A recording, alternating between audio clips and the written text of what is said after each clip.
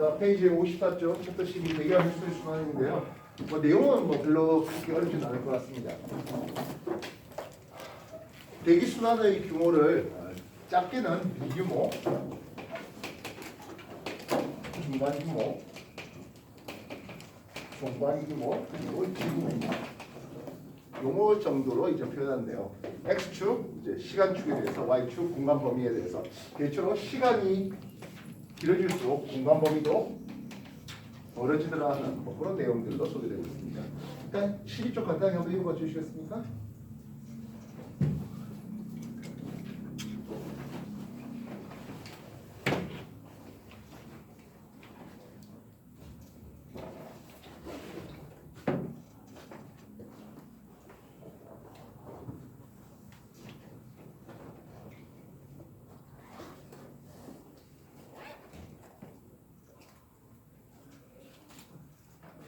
자, 페이지 54쪽으로 보면 미규모에 대한 내용들이 소개되는데요.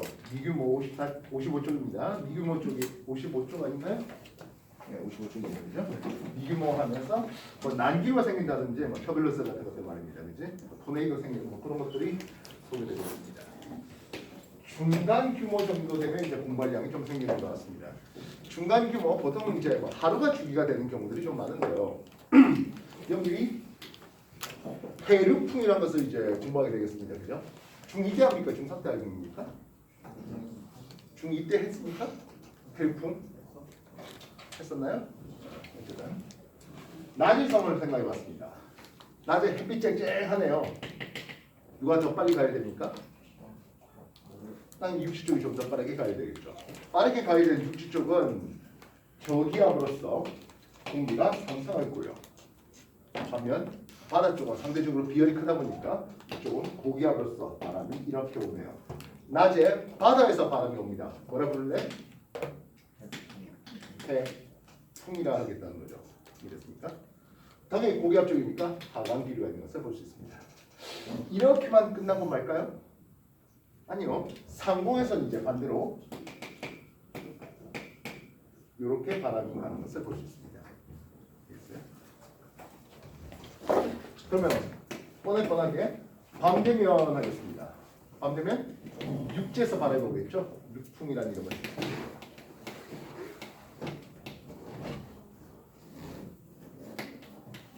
우리가 북쪽에서 바람이 옵니다 하면 북풍이라는 이름을 쓰잖아요. 그치? 어디에서 바람이 옵니까를 통해서 바다에서 옵니다. 해풍, 육지에서 옵니다. 육풍 이렇게 쓰시면 되겠습니다. 간단하죠? 자, 근데 여기 추가적으로 한 번 더 그린다면 수직 등압선을 한번 그려볼까 하겠습니다. 수직 등압선. 낮에서 수직 등압선은 거기서 저를 이렇게 온 거잖아요. 그치? 수직 등압선을 볼 때 이런 그림이 그려지게 됩니다. 그래서 여기가 1000 헥토파스칼, 900 헥토파스칼, 800 헥토파스칼 이런 식으로 되어 있죠. 여기는 전보다 더 크고 여기는 전보다 작은 거예요. 그래서 이쪽이 고에서 저로 바람이 이렇게 온 거거든 하겠습니다. 수직 등압선을 그릴 수 있어야 되겠습니다. 그럼 밤에서는 어떤 그림이 나오겠어요? 밤에는 네, 수직 등압선이 이런 식으로 소개가 될 수 있겠죠. 여기서 여기가 1000 되겠어요? 1000보다 크고 이게 1000보다 작고 여기는 1000과 900 사이겠네요. 됐습니까? 그래서 이쪽이 있고 여기는 고기압의 상공은 여전히 고기압이었다고요? 아니요. 고기압의 상공은 저기압 쪽이죠.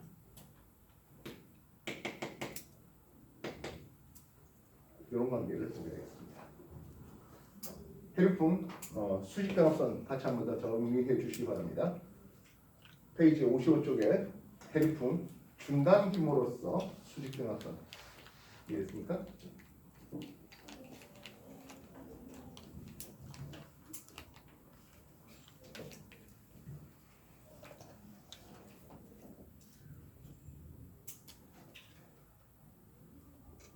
해류풍 같은 경우는 이제 중삼 대신에 대기 순환 들어가면 또 나올 수 있겠군요.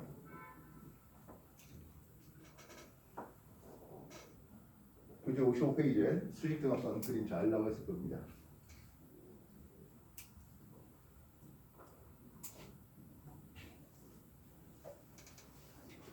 그래서 뭐 중3 내신 정도에서는 그냥 낮에 해풍이 분다, 밤에 육풍이 분다 뭐 이런 정도 수준에서 끝난 거 아닙니다만은 수직 등압선 통해서 어느 쪽이 고기압이 걸리는지 또 상공에서는 고기압, 상공에서는 또 고기압인지 저기압인지 이런 것들을 다루게 되는 거라고요.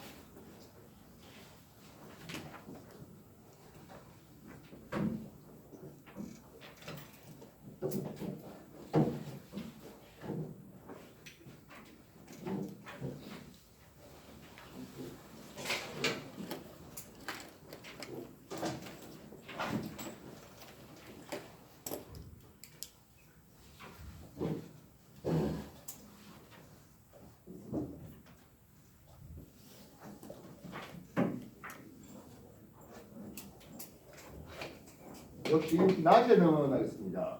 산꼭대기가 더 빠르게 가야 됩니다. 그래서 산꼭대기에서 공기가 상승, 골짜기에서 바람이 불어 올라 들어오는 이런 바람이 되는 게 낮이겠고, 밤은 그와 반대가 되겠죠. 이해됐습니까?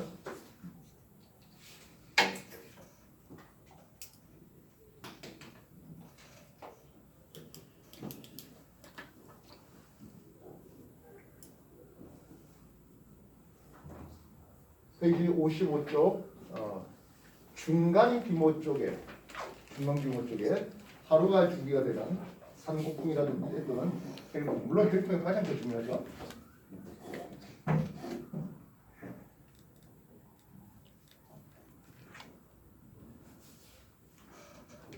곡은 골짜기 곡자예요. 골짜기에서 따라 올라오는.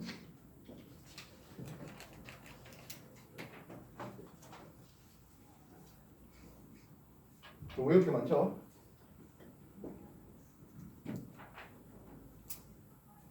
(55초) 빨리 읽어봐 주세요. 책이 없다는 사람 있습니까?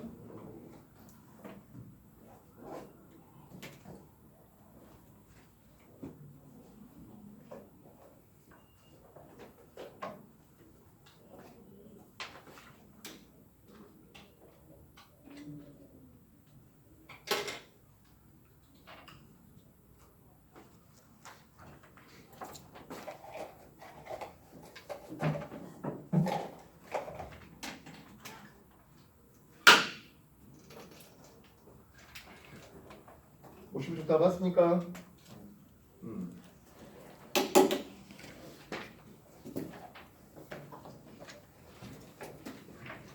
우리가 중간 규모 정도까지는 전향력을 고려할 필요는 없습니다. 전향력이 뭐죠? 지구가 자전에 의해서 나타나는 관성력이죠. 뒷페이지 넘겨볼까요? 반면 이제 중간규모 고기압 저기압을 얘기됩니다. 중간규모 쪽은 이제 전향력 지구 자전을 고려해서 우리가 설명이 필요할 것이겠습니다.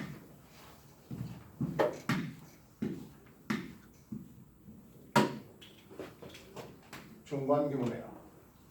고기압과 저기압의 얘기들이 대표적이 되겠습니다. 고기압은 날씨가 어쨌든 맑아서 뭐 그렇게 크게 신경 쓰지는 않는다 했는데요. 그래도 따져준다면 온난 고기압과 한랭 고기압으로 소개한다 했습니다. 온난 고기압은 대기 대순환의 큰 하강 기류를 통해서 만들어진다 했는데요. 대표적인 예가 북태평양 고기압이 되고 있습니다. 이 북태평양 고기압은 대기 대순환의 큰 하강 기류이기 때문에 수직 등압선 그릴 때 이렇게 해서 1000헥토파스칼 그릴게요. 이렇게 해서 900헥토파스칼 할게요. 그러면 1000하고 그래서 바람이 불어 나가겠죠. 불어 나가겠습니다. 이쪽도 바람이 이렇게 불어 나가는 것을 볼 수 있죠. 위에로 보니까 계속해서 이렇게 생겼어요. 대기 대순환의 큰 하강기를 통해서 그래서 바람이 계속 불어 나가는. 그래서 이거 온난 고기압은 또 다른 이름으로 키 큰 고기압이라는 이름을 쓴다 했습니다.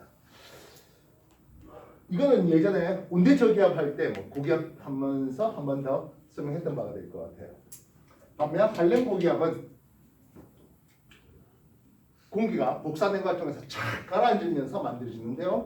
키 작은 고기압이라는 이름을 냈습니다. 얘는 지상에서의 고기압의 형태를 볼 때 이 정도까지만 고기압입니다. 그 이후부터는 이쪽은 저기압 파트예요. 복사냉각을 통해서 착 가라앉아 있는. 그래서 요 수직 등압선의 형태를 보고도 고기압의 종류를 한랭 고기압인지 온난 고기압인지 구분해야 되는 게 자주는 아닙니다만은 가끔은 나오는 바가 됩니다. 어쨌든 둘 다 다시 말해요.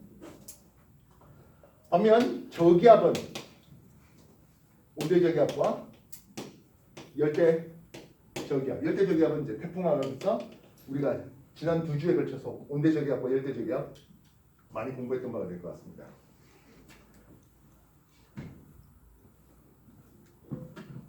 어쨌든 저기압이니까 날씨가 맑고 날씨가 흐리고 여러 가지 비와 같은 기상 현상을 동반하고 있죠. 여기서 이제 얘기들이 많이 나오게 됐습니다. 지난주에 여러분들 한참 공부했던 내용이 될 것 같습니다. 종원 규모 다시 한번 정리해 주십시오.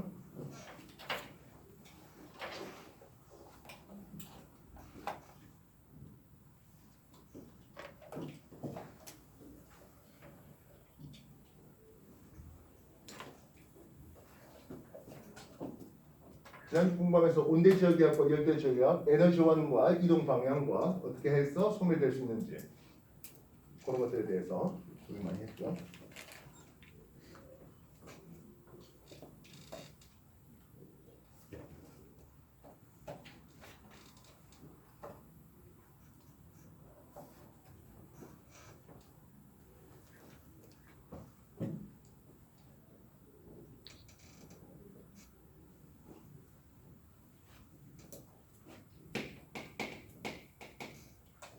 지구 규모에서는 이제 주로 계절풍을 소개할 수 있겠어요. 우리나라 쪽을 한번 생각해봤습니다. 여름 쪽과 겨울 쪽을 말입니다. 여름 쪽에 힘쓰는 건 누구지? 북태평양 고기압이 힘을 쓰고 있습니다. 그래서 고기압에 대해서 등압선을 보니까 대충 이런 그림이네요. 남쪽이 고기압, 북쪽이 저기압에서 여름에는 우리나라의 남고 북저의 기압 배치를 가집니다. 땅의 바람이 이렇게 불어오죠. 이제 남동 계절풍이 불어오는 이게 이제 우리나라의 여름의 형태가 되겠습니다. 그럼 겨울은 어떻습니까? 근데 당연히 시베리아 고기압이 힘을 쓰고 있네요. 바람이 이렇게 옵니다. 서고 동저의 기압 배치를 가지며 북동, 북서 계절풍이 불어오는 계절이 겨울입니다. 아주 전형적인 그림이니까 기억해 놓으시고요. 등압선 관계를 보니까 겨울철 등압선이 훨씬 더 촘촘하죠.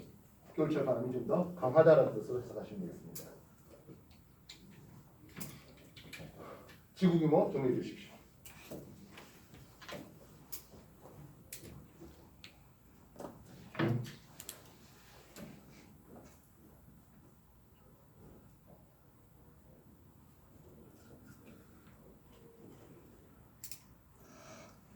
여기 뭐 어려운 건 아닙니다만 좀 귀찮고 짜잘하게 외워야 될 것들이 좀 많이 있습니다.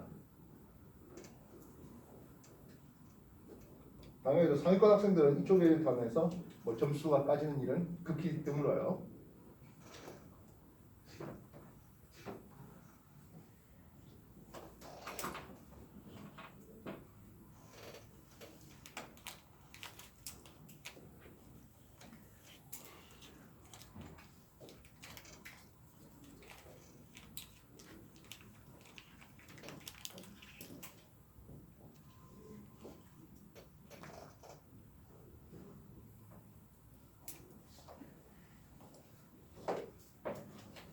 정리 좀 되셨습니까? 자, 우리의 다음이 대기와 해수를 순환시킨다 했는데요. 이 순환시킬 원동력이 있어야 되겠죠. 어떤 에너지가 이 순환의 원동력이 되겠습니까? 태양. 태양 복선입니다. 당연히 태양 복선이기 때문에 기압 차이가 생기고, 즉 공기가 상대적으로 가열된 것과 그렇지 못한 것들로 인해서 기압 차이가 생기고 바람이 불고 그 바람 때문에 해수, 물도 순환하는 것들을 볼 수가 있습니다. 이 태양 복사 엔진은 지구와 둥글게요. 지구가 둥글다 보니까 지상에 떨어진 에너지가 위도별 차이를 가지죠. X축 위도에 대해서 0도에서 90도, 즉 적도에서 극까지 생각해보면 태양에서 오는 복사 에너지는 이런 그림을 가지고 있습니다.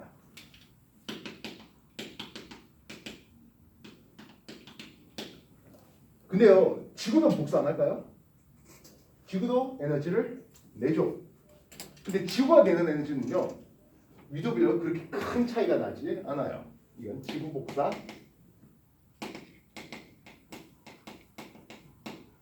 태양 복사 에너지는 대부분 이제 가시광선으로 많이 들어오게 됩니다. 반면 지구 복사 에너지는 적외선 내는데요. 그러다 보니까 저위도 쪽은 에너지가 과잉된 부분이 있겠네요. 물론 고위도 쪽은 상대적으로 에너지가 부족합니다. 그래서 이 둘을 메꾸기 위해서 대기라든지 해수가 이동하면서 에너지를 수송하는 것을 볼 수 있습니다. 대기와 해수의 순환은 결국엔 에너지의 순환 또는 에너지의 불균형을 해소하는 과정이라고 보시면 되겠습니다. 그래서 저위도에 남는 에너지를 고위도로 수송시키는 제일 좋은 방법 중 하나가 태풍이에요. 그래서 태풍을 통해서 고위도로 에너지를 빠르게 보내기도 하고요. 그래서 에너지 수송량을 볼 때 위도별 에너지 수송량을 볼 때 최대 에너지 수송량이 38도 되고 있습니다. 어디죠? 예, 이 땅이에요. 그래서 끄떡하면 온대저기압지라고, 끄떡하면 태풍 지나가면서 열대저기압 지나가면서 에너지를 수송하는 그 통로에 있는 중요한 지역이 우리나라 지역이 되겠습니다.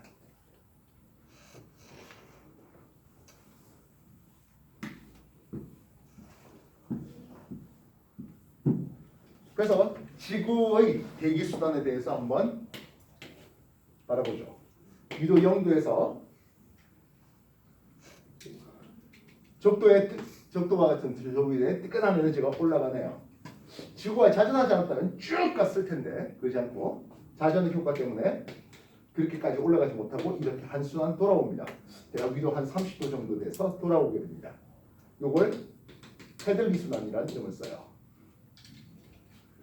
위도 90도 그쪽에서도 찬 공기가 지면에 따라가 내려오는데 역시 지구가 자전하지 않았다면 적도가 쭉 내려왔을 텐데 그러지 아니하고 위도 한 60도 정도에서 쓱 올라가는 이런 순환셀을 보게 됩니다.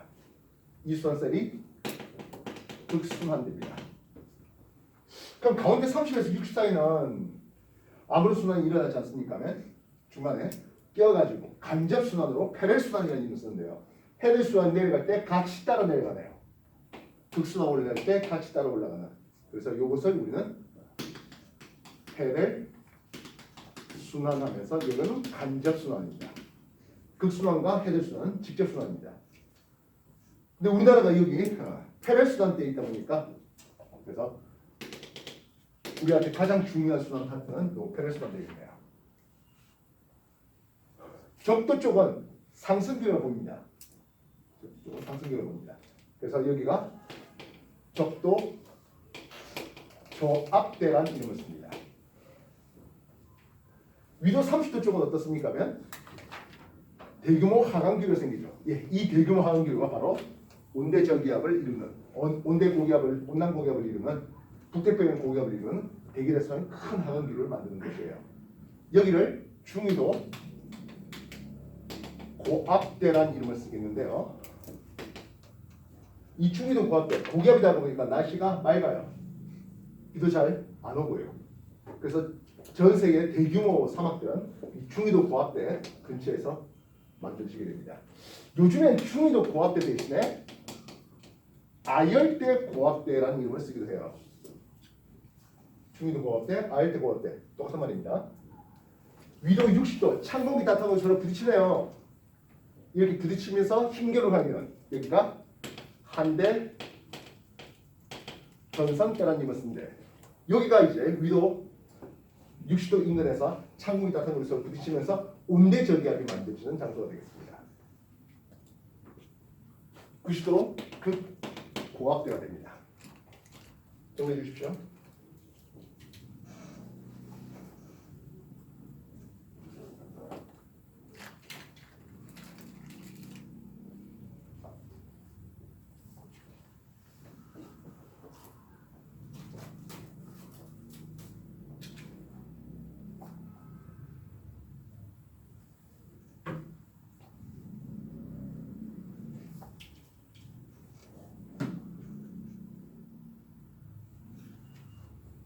많이 피곤해요?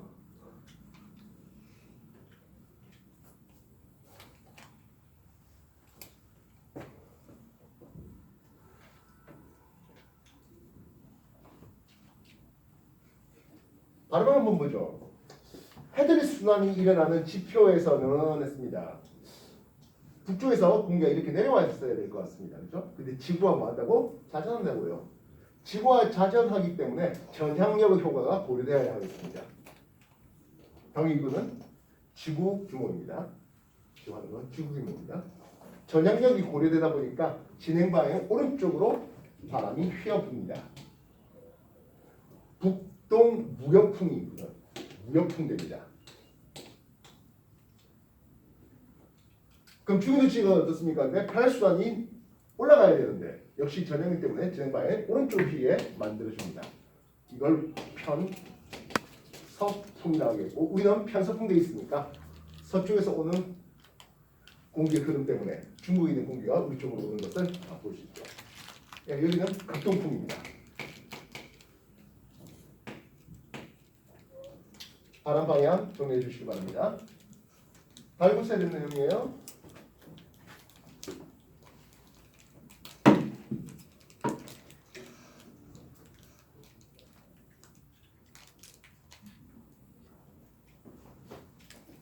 페이지 56쪽에 그래서 대기대 순환, 지구 규모로 일어나는 대기대 순환에 대한 내용입니다. 정리해 주십시오.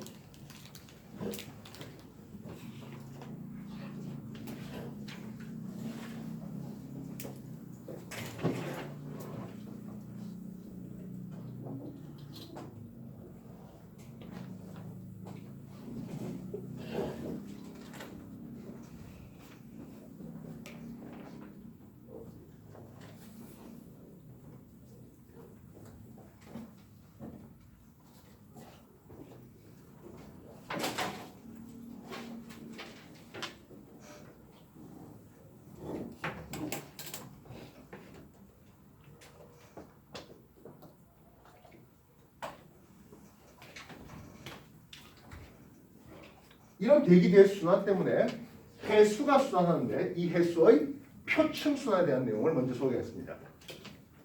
표면 따라 흘러가는 놈이 되겠어요. 먼저 무역풍대에서 바람이 이렇게 부네요. 물건 이렇게 따라 흘러갔어야 될 것 같은데 역시 전향력을 고려해서 엄밀히 말하면 수학 경도력과 전향력 뭐 이런 복잡한 내용이 훨씬 더 많이 있습니다만은 일단은 잠시 놔두시고 전향력 때문에 진행 방향 오른쪽으로 휜다라고 생각하셔서 물이 이렇게 흘러가도록 하겠습니다. 이걸 북적도 해류라는 점을 씁니다. 그럼 중위도시가 어떻습니까? 근데 편서풍대에 따라서 물이 이렇게 흘러갔어야 될 건데 역시 진행 방향 오른쪽으로 휘게 만들다 보니까 이런 물의 흐름을 보게 됩니다. 여기를 태평양에서는 북태평양 해류라는 점을 씁니다. 이렇게 동서방향으로 흘러가는 물의 흐름, 동서방향 흘러가는 물의 흐름은 이런 큰 대기대 순환의 흐름 때문에 물의 표층 해류가 그런 것을 볼 수 있습니다. 그럼 대서양 쪽은 어떨까요? 대서양 쪽은 북적도 해류가 흘러가고요.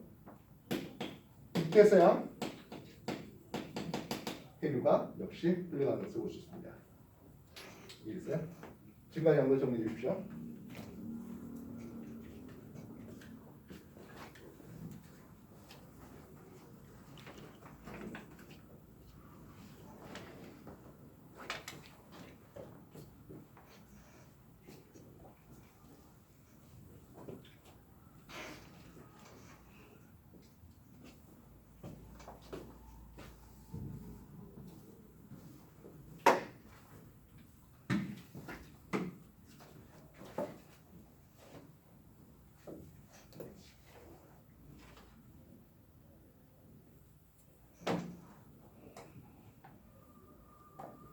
이 북쪽 대륙가 쭉 갔으면 좋겠는데 아시아 대륙이 부딪히네요. 그래서 스플릿됩니다. 아래쪽으로 스플릿되는 것도 없지 않아 있긴 해요. 위로 스플릿 올라가겠습니다. 크로시아입니다. 북태평양 해류가 쭉 오다가 아메리카 대륙이 부딪히네요. 내려오는 캘리포니아 해류가 됩니다. 물론 위로 올라가는 해류도 있습니다. 그래서 이런 순환을 북쪽도 해류, 크로시아 해류, 북태평양 해류, 캘리포니아 해류 이렇게 되는 것을 아열대 순환이라는 이름을 씁니다. 대서양에서 아열대 순환은 북쪽도 해류 흘러다가 멕시코 만주가 따라 올라가고요. 멕시코만 따라서 올라가는 놈입니다. 북다서양 해류 내려오다가 카나리아 해류라고 해서 카나리아 제도 따라서 내려가는 해류가 있겠습니다. 이거 역시 대서양에서 일어나는 아열대 순환되고 있습니다. 열대 순환이 없잖아 있긴 해요. 이렇게 내려온 뒤에 적도 따라 내려오는 적도 반류가 하나 더 있습니다. 그래서 열대 순환이라고 이긴 한데 별로 관심이 없죠. 우리나라는 요 크로시아 해류의 영향을 받다 보니까 이 아열대 순환 북반구에서는 어떻습니까? 하면 시계 방향으로 도는 것을 볼 수 있습니다. 남반구는 어떨까요? 남반구는 남적도 해류, 호주 해류, 남극 순환류 그리고 훔폴트 해류가 올라갑니다. 태평양, 동태평양 칠레 앞바다 쪽을 따라 올라가는 해류가 훔폴트 해류라는 이름인데요. 해양학자 이름이에요. 훔폴트 오징어라는 놈이 있어요. 우리 집 밑에 있는 오징어 있잖아요. 예. 몸이 사람만 합니다. 훔폴트 펭귄이라는 게 있습니다. 남극 펭귄부터 시작해서 쭉 올라가면서 점점 따뜻해지다 보니까 펭귄 몸집이 좀 작아져요. 훔폴트 펭귄이라고 하고 가장 작은 펭귄은 갈라파고스에 있는 갈라파고스 펭귄. 걔는 한 30cm 되는 것 같습니다. 검색 한번 해볼래요? 훔폴트 오징어 한번 검색해 볼게요.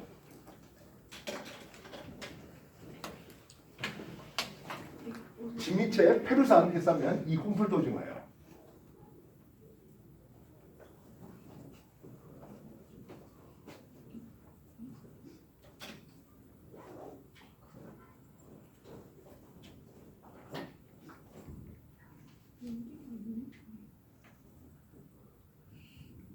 짬뽕에 오징어 큰 오징어 몸통을 토막내갖고 있는데 그건 훔폴트 오징어예요.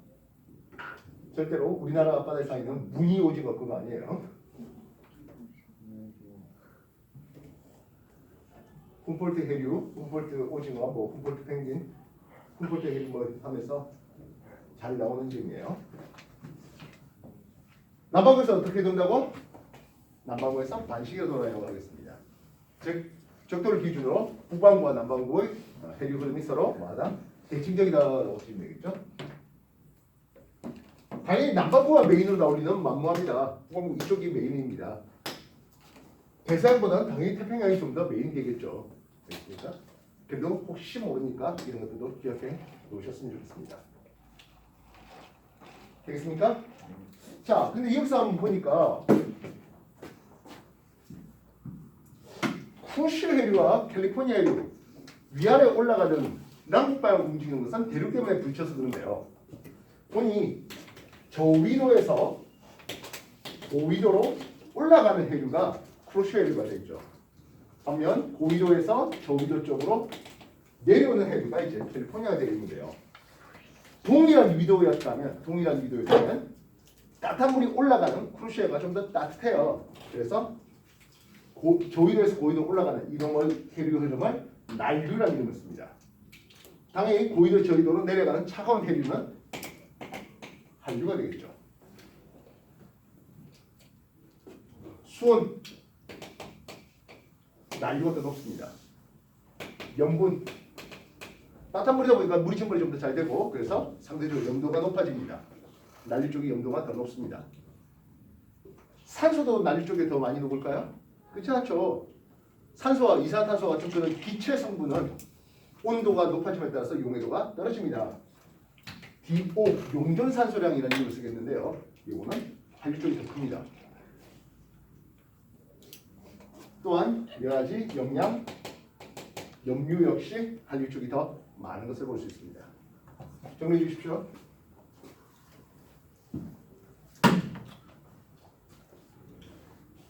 대표적인 해류 이름이 뭐라고? 난류 쪽은 프로셰류, 멕시코, 만류 이런 것들이 되겠고요. 한류 대표적인 놈이 캘리포니아 해류, 그리고 카나리아 해류가 있습니다. 남반구 쪽에서는 훔폴트 해류가 대표적인 한류입니다.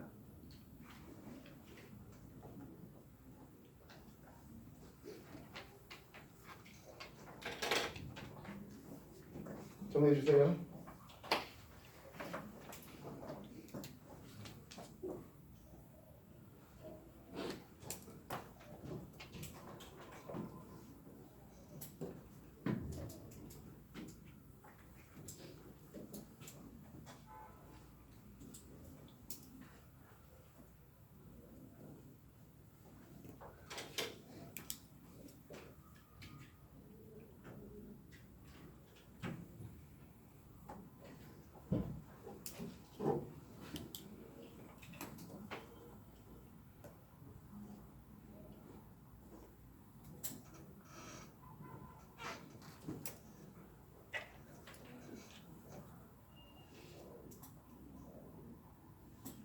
자, 이게 태평양이라고 할게요. 태평양의 쿠르시 있는 쪽은 태평양의 동쪽입니까? 서쪽입니까? 서쪽이죠. 캘리포니아에 있는 쪽은 태평양의 동쪽이에요. 그래서 이게 동태평양, 이쪽이 서태평양인데요. 이 순환의 중심이, 이 해류의 순환의 중심이 딱 가운데 있습니까? 하면 그렇진 않고요. 서쪽으로 좀 치우쳐 있습니다. 서안 강파 현상이라는 이름을 쓰는데요. 이 해류의 순환의 중심이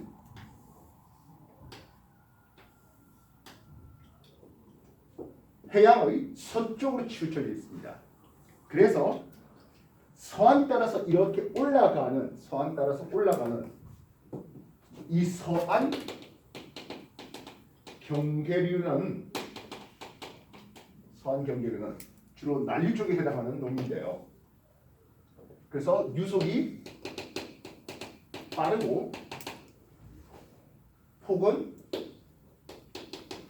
좁고 흘러가는 깊이는 상대적으로 더 깊은 곳까지 흘러가는 것을 볼 수 있습니다. 당연히 열수송량도 많죠.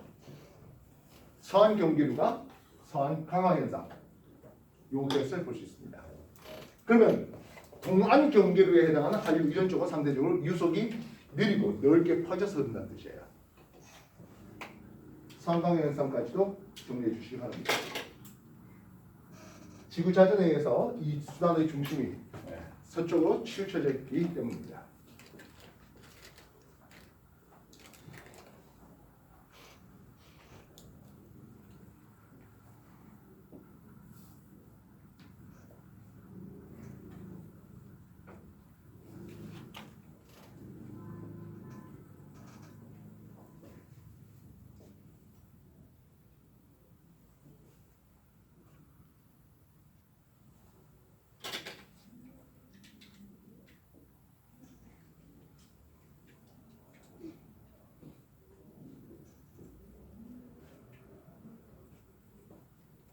아열대 순환이라는 게 있어서 이렇게 좀 내려오는 아한대 순환도 있긴 해요.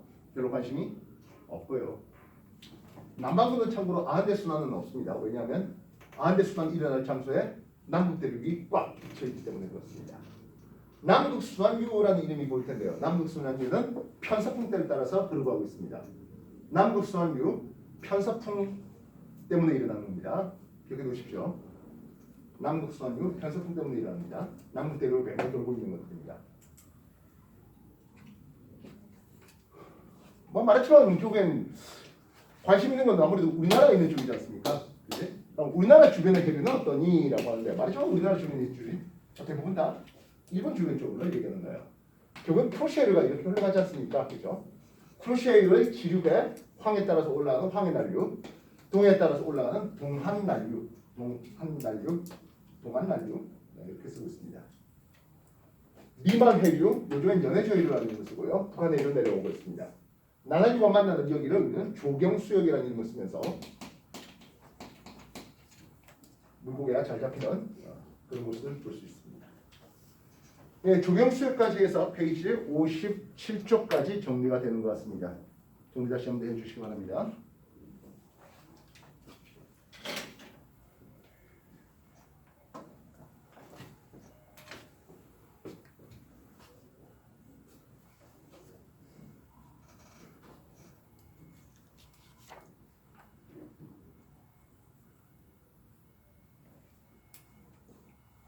너희들 꼬꾸라져 있어.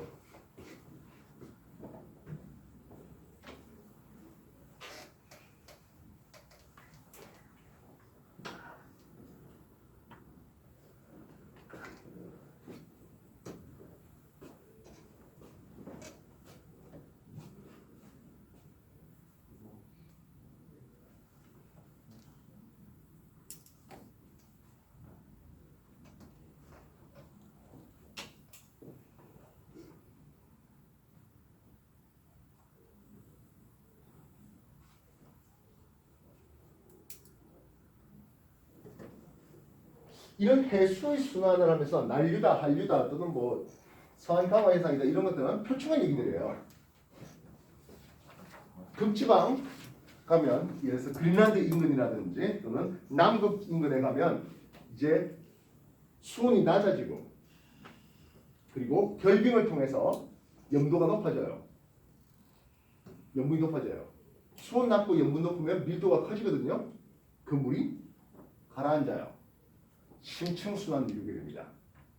표층순환이 요 아이들 순환 한번 쓱 돌아오는데 짧게는 한 6개월에서 길게는 한 3년 걸려요. 근데 심층순환 한 2000년 정도 걸립니다. 아주 천천히 그렇게 심해에 산소라든지 영양분을 또 공급해주는 일을 해주고 있습니다.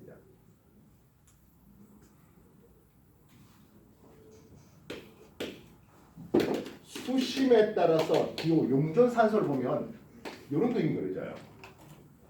수층에서 아무래도 광합성을 하니까 당연히 산소 농도가 높습니다.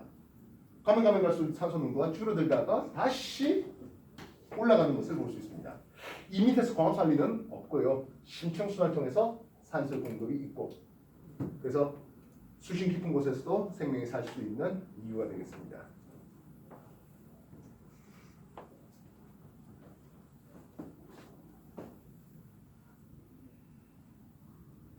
심층순환이 쭉 가다가 이제 적도 인근에서 다시 그 물이 올라오는 그런 컨베이어 벨트가 지구를 계속 돌고 있는 거예요.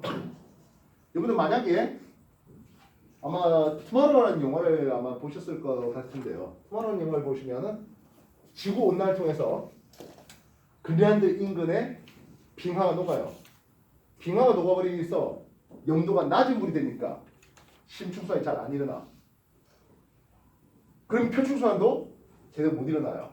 그럼 저위도에 남는 에너지는 많은 태풍을 가져오게 되고 고위도 쪽은 오히려 에너지가 부족하다 보니까 빙하기 온다는 조금 과장된 이야기가 그 투마로우라는 영화입니다. 어쨌든 심층순환의 벨트가 끊어지면은 지구 에너지 수송에 에너지 불균 해소에 굉장히 위험한 일이 벌어진다. 그런 내용으로 소개되는 영화입니다. 자, 뭐 요 정도쯤 하면 우리가 요 챕터 12 대기와 해소의 순환에 대한 내용들을 좀 소개했을 것 같은데요. 좀 피곤한 것들이 많은데 한 10분만 쉬었다가 문제 풀이 시작하겠습니다.